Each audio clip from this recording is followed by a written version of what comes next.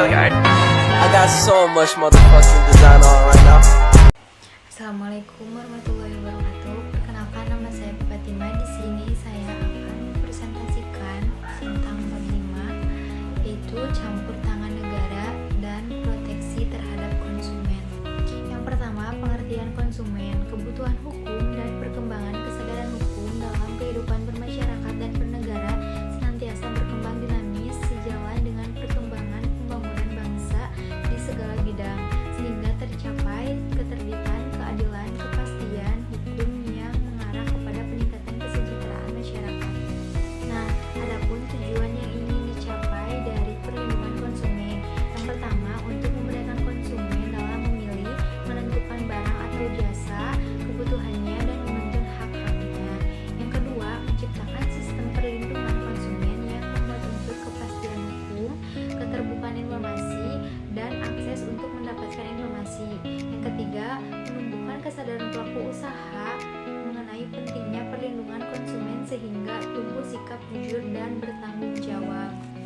Nah, yang B, pembentukan Undang-Undang Perlindungan atau UPK. Pada hakikatnya UPK tidak semata-mata memberi perlindungan pada konsumen saja, tetapi memberi perlindungan masyarakat atau publik pelaku ekonomi lainnya.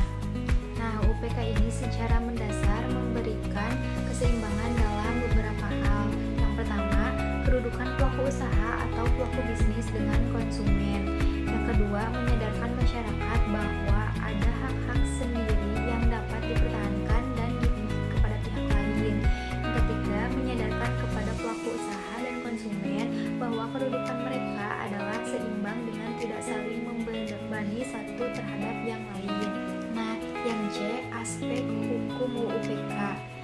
Dengan lahirnya Undang-Undang Nomor 8 Tahun 1999 tentang Perlindungan Konsumen, maka diharapkan upaya perlindungan konsumen di Indonesia yang selama ini dianggap kurang diperhatikan bisa menjadi lebih diperhatikan.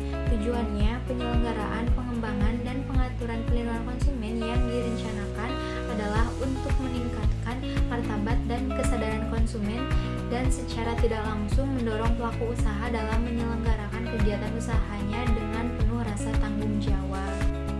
Nah, adapun pengaturan perlindungan konsumen, yang pertama, menciptakan sistem perlindungan konsumen yang mengandung akses dan informasi serta menjamin kepastian hukum. Yang kedua, melindungi kepentingan konsumen pada khususnya dan kepentingan seluruh pelaku usaha. Yang ketiga, meningkatkan kualitas barang dan pelayanan jasa. Yang keempat, memberikan perlindungan kepada konsumen dari praktek usaha yang menipu dan menyesatkan. Nah, yang kelima, memadukan penyelenggaraan, pengembangan, dan pengaturan perlindungan konsumen dengan bidang-bidang perlindungan pada bidang-bidang lainnya. Yang D, tanggung jawab negara dalam melindungi konsumen. Di era pembangunan ekonomi dewasa ini, kita menjumpai aneka produk barang atau pelayanan jasa yang dipasarkan kepada konsumen.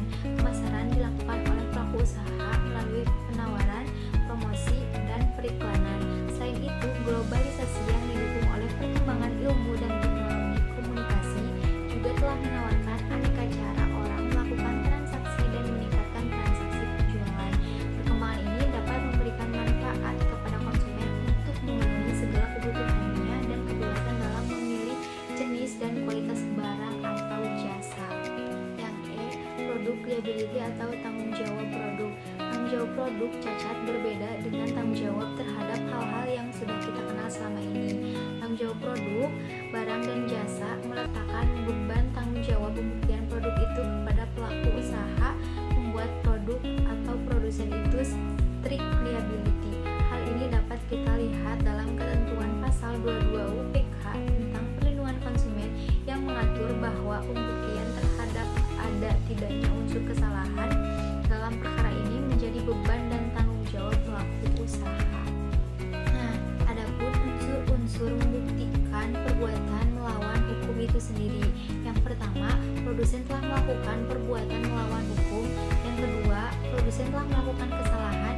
Yang ketiga, konsumen telah mengalami kerugian. Yang keempat, hubungan kausalitas antara kerugian konsumen dengan perbuatan melawan hukum dari produsen.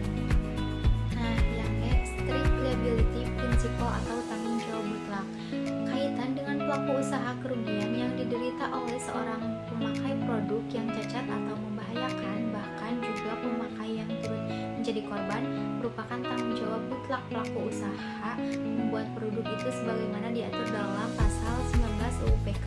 Dengan penerapan tanggung jawab mutlak produk ini, pelaku usaha membuat produk atau dipersamakan dengannya dianggap bersalah atas terjadinya kerugian pada konsumen pemakai produk, kecuali dia dapat membuktikan keadaan sebaiknya bahwa kerugian yang terjadi tidak dapat dipersalahkan kepadanya. Adapun alasan-alasan mengapa prinsip tanggung jawab mutlak atau strict liability diterapkan dalam hukum tentang produk liability. Yang pertama, ada di antara korban atau konsumen di satu pihak dan produsen di pihak lain. Yang kedua, dengan menetapkan pengedaran barang-barang di pasaran. Yang ketiga, sebenarnya tanpa menerapkan prinsip tanggung jawab mutlak pun produsen yang melakukan kesalahan tersebut dapat dituntut melalui proses penuntutan beruntun, yaitu konsumen kepada pedagang eceran, pengecer pada grosir, grosir kepada distributor, distributor kepada agen, dan agen kepada produsen. Nah, yang G, bentuk pertanggungjawaban produsen atau pelaku usaha dalam UPK. Dengan diberlakukannya prinsip pertanggungjawaban produk berarti terkait dengan pertanggungjawaban langsung dari produsen terhadap produk-produknya, sehingga diharapkan pihak produsen menyadari betapa pentingnya menjaga kualitas produk-produk yang dihasilkannya. Sebab kalau sampai produksi barang yang kualitasnya buruk, di samping merugikan konsumen, akan membawa resiko besar yang harus ditanggungnya. Juga produsen akan lebih berhati-hati dalam proses menghasilkan produk. Nah, di sini ada sanksi perdata. Sesuai dengan pasal 19 ayat 2 UPK, pelaku usaha produsen yang produknya merugikan konsumen harus memberikan ganti rugi berupa pengembalian uang, alat penggantian barang yang sejenis atau setara nilainya, atau perawatan kesehatan atau pemberian santunan yang sesuai dengan ketentuan peraturan perundang-undangan yang berlaku. Nah, di sini ada 4 unsur yang ada dalam perbuatan melawan hukum harus dipenuhi. Yang pertama, produsen telah melakukan perbuatan melawan hukum. Yang kedua, produsen telah melakukan kesalahan, konsumen telah mengalami kerugian. Yang keempat, hubungan kausalitas antara kerugian konsumen dengan perbuatan melawan hukum dari produsen. Yang kedua, ada sanksi pidana. Dalam UU PK, pertanggungjawaban pihak produsen selain secara perdata juga dimungkinkan secara pidana. Hal ini berdasarkan pasal 62 ayat 1 dan ayat 2 UU PK.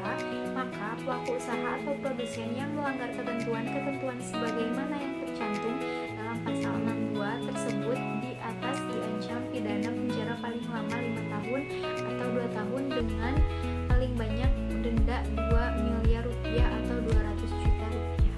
Ketiga, ada sanksi administratif. Sebagaimana disebutkan dalam UPK bahwa kalau ada sengketa antara produsen dan konsumen, maka dapat diselesaikan melalui proses pengadilan dan di luar pengadilan.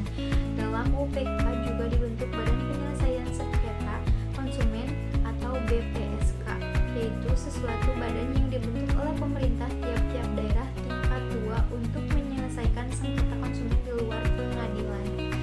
Nah, yang terakhir, adapun kesimpulan campur tangan negara dan proteksi terhadap konsumen adalah dua aspek penting dalam menjaga keseimbangan dan keadilan dalam pasar campur tangan. Negara berfokus pada peran pemerintah dalam mengatur dan mengadilkan berbagai aspek ekonomi dan sosial untuk mencapai kesejahteraan umum.